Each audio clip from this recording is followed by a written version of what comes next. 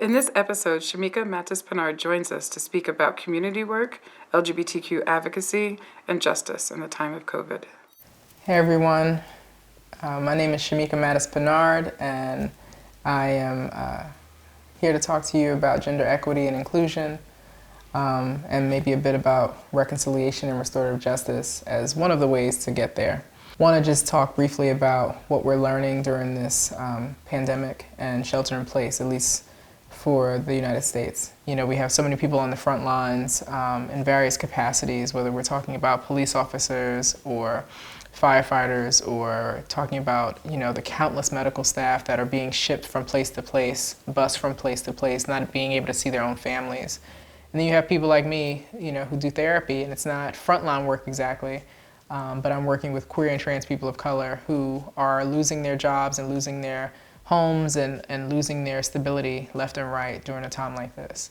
And so we're at a loss, and so our natural inclination is to try and figure things out and to make meaning of everything and to find answers and to create solutions. And there is an imperative that we actually pause and slow down.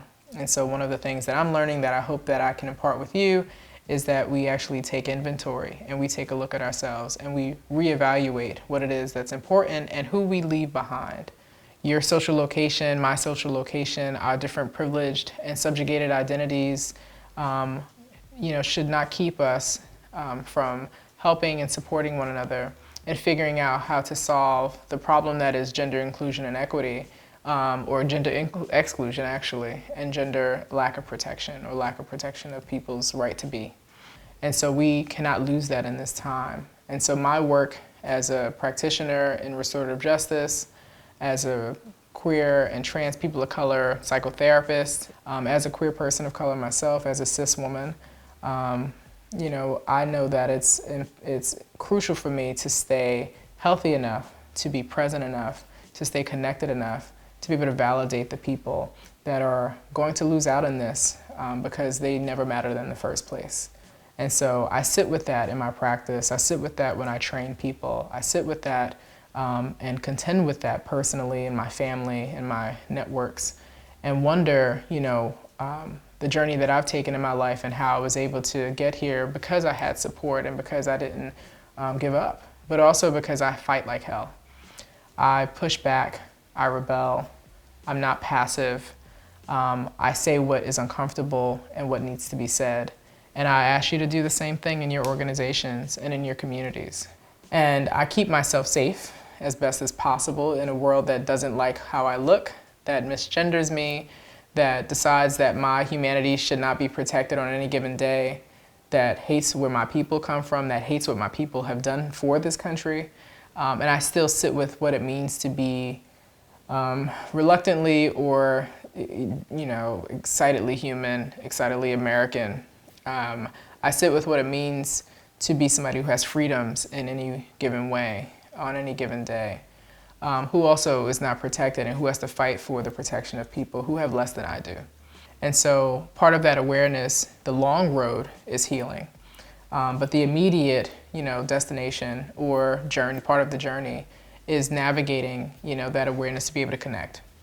And so how are you connecting with folks? How are you hiding? What are you lying about? What do you value, or what don't you value? What is hard for you to understand about the person, you know, sitting in front of you? What do you need to just say you don't know? We need to be able to understand how we are not diametrically opposed. We are all caught up in this humanity together. You lose, I lose. That's global. That's always been the nature of how people work. We are pack animals, first and foremost, and so survival is important for us, but we can only do that if everybody's winning and surviving. And so to exclude people on the basis of gender, or to have separate, you know, sets of rights or entitlements is unfair, unjust. It's not actually going to be sustainable. It never has been. And so we can't do it all, nor should we think we can, but we can do a whole lot if we are in concert with one another, if we are in connection with one another, if we are reaching across organizations and asking not just about best practices and whose funding is bigger, but also talking to one another about best aspirations. Let's get into the visionary work. This is a time to imagine. This is always, every moment is a time to imagine. It is not to just focus and be anxious with the future.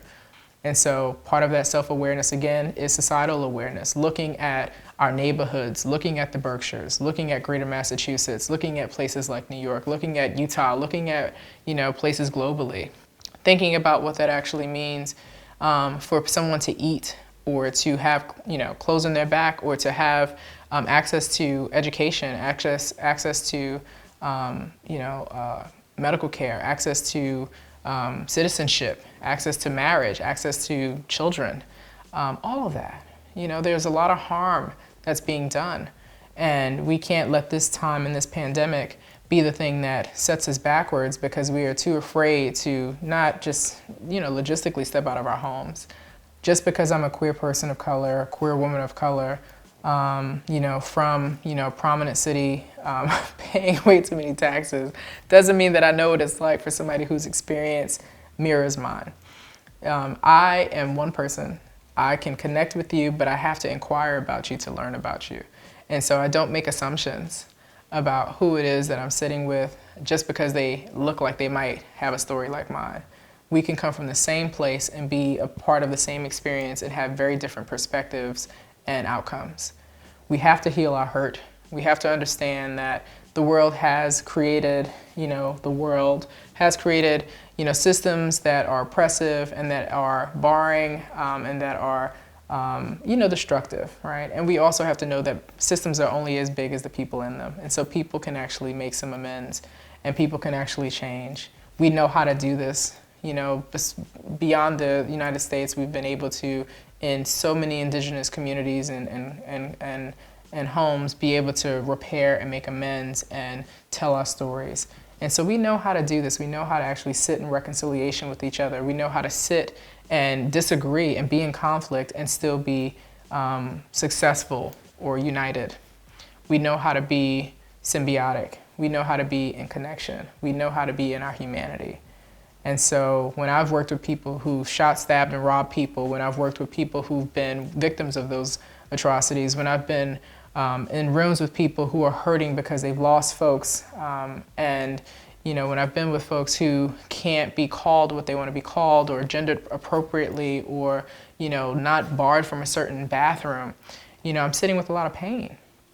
And I'm sitting with a lot of questions about why, and I'm sitting with a lot of, misunderstanding about who's there to protect, or sitting with people who don't feel like there's ever going to be anything, and so their recourse sometimes is to disappear or to harm. And so I do a lot of work to hold that trauma and to hold that pain, and my responsibility when I'm in that room and when I'm out of that room is to make sure that I'm sitting with my identity, sitting with what's important to me, sitting with what systemically has occurred to bring me into the space in the first place, and being with people who nourish me, and pushing against, things like this, like pushing against my discomfort to shoot this today. And so I think that reconciliation is possible. I also think that it's easy for us to be self-aware. We have to be systemically aware as well.